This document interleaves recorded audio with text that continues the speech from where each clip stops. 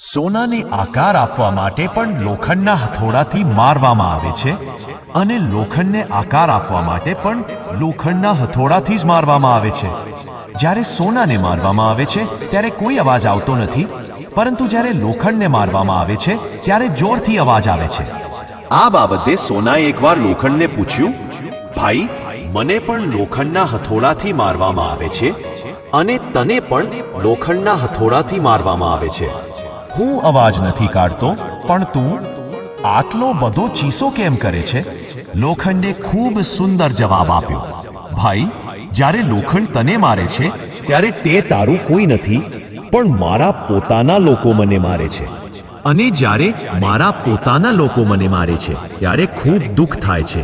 તેથી જ હું ચીસો પાડું છું. જ્યારે દુનિયા કંઈક કહે છે ત્યારે તે ખૂબ દુખતું નથી, પરંતુ જ્યારે આપણા પોતાની લોકો આપણે દુઃખ આપે છે ત્યારે તે દુઃખ અસહ્ય હોય છે.